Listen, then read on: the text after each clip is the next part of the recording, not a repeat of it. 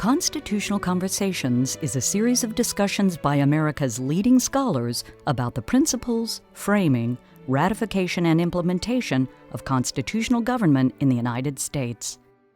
This series is hosted by the James Madison Memorial Fellowship Foundation of Alexandria, Virginia.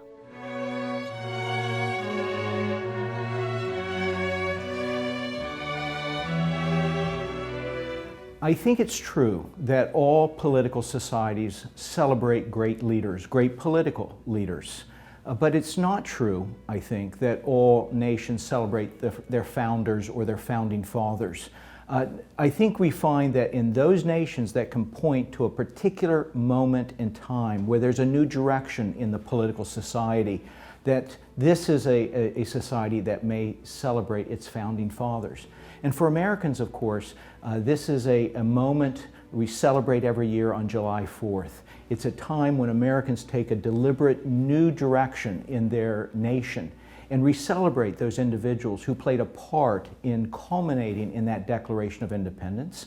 We go on to celebrate those who played a part in our national Constitution, the crafting of that document in Philadelphia in 1787. And so America is among those nations, one of the first nations in modern times to celebrate the Founding Fathers.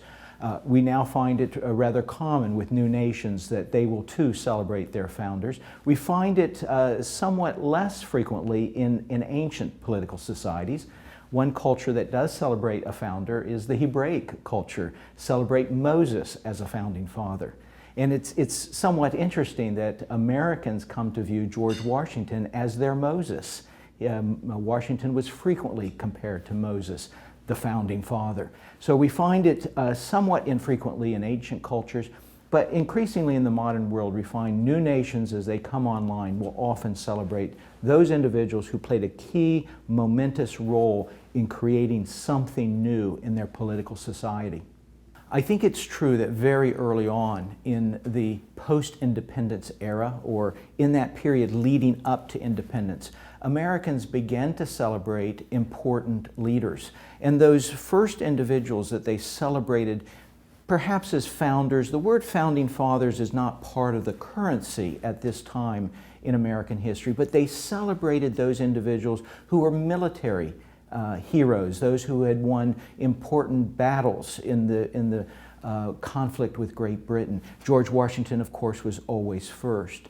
But as we move into later parts of the 18th century, towards the end of the century, Americans began to celebrate those individuals who played a key role, both at the state and national level, in declaring independence. Those individuals who were in Independence Hall and debated the Declaration of Independence. As we move into the 19th century, Americans began to celebrate those individuals who played a key role in crafting the national Constitution of 1787.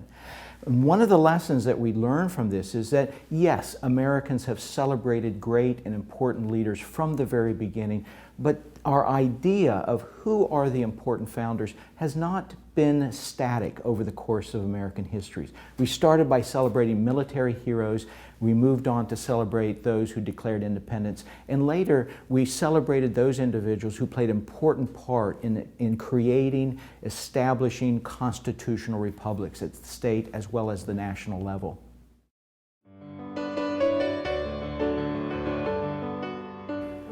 If you stopped the typical American on the street and asked them who are the founding fathers, you're likely to get a very short list. Washington almost always is included on that list. And I think most Americans can give a handful of individuals, a Washington, a Jefferson, a Franklin, a Madison perhaps. But I think we do a disservice and we don't get an accurate picture if we stop with those very famous founders. There was certainly an expansive body of men and women who played a key role in the formation of the American Republic. And I think it's an important part of our understanding of what transpired in the last third of the 18th century and the political society that they created if we don't include in that fraternity of founders a number of other individuals. In fact, I would like to think of it as an entire generation or two of Americans who played a vital, salient role in not only articulating their rights, but also creating new constitutional republics. Consider, for example, a Roger Sherman of Connecticut. He was a simple cobbler, but played a very important role. When we look at the history of the American founding, we're going to find him there in the midst of key decisions, important actions. This is an individual who is very much a part of the First and Second Continental Congresses. One of those individuals who was actually in the chambers of that Congress perhaps as much as any other individual. He's on the Committee of Five that was assigned the task of crafting a Declaration of Independence. He was involved in crafting the Articles of Confederation, this first charter, if you will, of the Union following independence. And he's going to be there again in the chambers of the Constitutional Convention in Philadelphia. He's going to be one of the most vocal of delegates, playing a key role. He's often credited as being one of the key individuals who proposed what's sometimes called the Connecticut Compromise that broke a logjam in that convention. And so in many respects, he's making decisive decisions. He's involved in critical debates. And it's hard to imagine the unfolding of the American independence movement without a Roger Sherman. And yet, if you stop someone on the street, I dare say they wouldn't know who Roger Sherman is today. And so here's a good example of an individual that's largely forgotten, but is a key figure in the American founding. And we could say the same about a whole host of other individuals, people like a John Dickinson or a John Witherspoon or an Elbridge Gerry, and the list goes on and on. So I think it's vitally important that as we study the American founding and as we study our constitutional republic, that we include in that study an examination of these individuals who are now forgotten, but were key figures in their own time and at this momentous time in American history.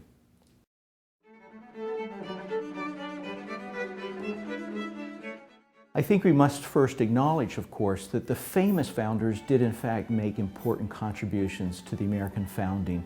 George Washington. It's hard to imagine the unfolding of American history without a George Washington, or a Thomas Jefferson, or a James Madison. These were very thoughtful individuals who made significant contributions to the American constitutional republic. They were great communicators in their own way, in their own time. But I think that there are some reasons why some very important founders have slipped from the public memory. Some of these are individuals who died very early on after ratification of the Constitution. A number of these figures, take a George Mason, for example. He dies in the early 1790s, and again, is off the public stage. Or to make the same point or observation from a different angle, many of the most famous American founders go on to play important roles on the national political stage following ratification of the Constitution. Think, for example, of the most famous of the founders, a George Washington, a Jefferson, a Madison. They go on, of course, to serve as President of the United States, and they make their own contributions on a different political stage under a new Constitution. Some of these forgotten founders played important roles at critical moments in declaring independence or crafting a constitution, but then chose to go off into other ventures. Perhaps they went back into private life. Or take, for example, a Samuel Adams. We all have a vague sense of his importance, but we don't know a whole lot about him following independence. That's because he devoted most of the rest of his career to politics in his home of Massachusetts. And he plays a very critical role in Massachusetts politics, but he's not playing on the national stage. So one reason I think why some founders are forgotten is because they go off into other ventures or into state politics. I think in some cases, founders are forgotten because they did not leave a rich record, written record, memoirs or letters or other kinds of public documents that would give us an insight into what they were thinking or what their motivations were. Washington, by contrast, there's a current George Washington Papers project. When it's done, it's going to have about 100 volumes. And so that gives subsequent generations, historians, a rich treasure of documents to delve into the mind of a George Washington. And we would say the same thing about a Thomas Jefferson or a James Madison. But take, for example, Roger Sherman. Here's a man that left few papers behind when he died.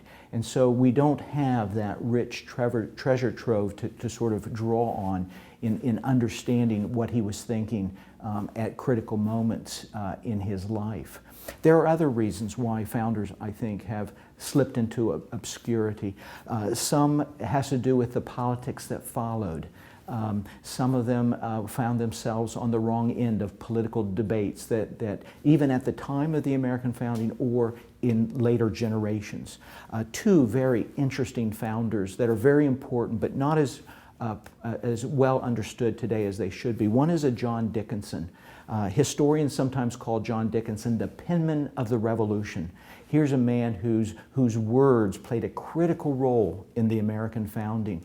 And yet, when the Continental Congress was debating whether they should declare independence, this man, who by all accounts was a true patriot, chose not to sign the Declaration of Independence. He thought it was somewhat premature, and I think his reputation has suffered from being on the wrong end of that vote, so to speak. And the same thing could be said of a George Mason, a true patriot who contributes richly to the American founding, and yet at the Constitutional Convention, he's one of the few delegates who chooses not to sign the new Constitution, and he goes on to lead the side that argues for not ratifying the Constitution. And so finding himself on the wrong side of that debate, I think, has hurt his reputation with subsequent generations. So I don't think there's a single reason why founders, individually or collectively, might be forgotten. I think there's a variety of reasons specific to individuals as to why some may not be as well remembered today as they should be.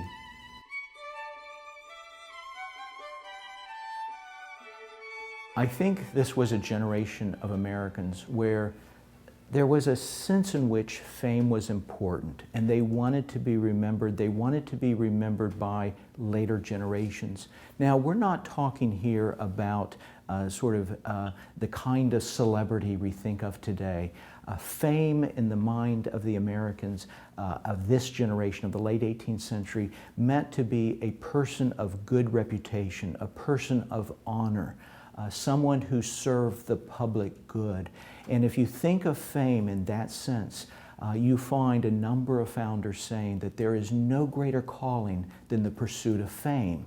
But again, I want to underscore, this is not the kind of fame that we associate with Hollywood starlets in the 20th and 21st century. It's a very different understanding of fame.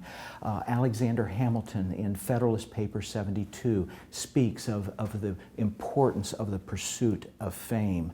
And it's this sense of pursuing an honorable life, a life of public service that he is referring to. So in that sense, I think this is a generation for whom fame was important.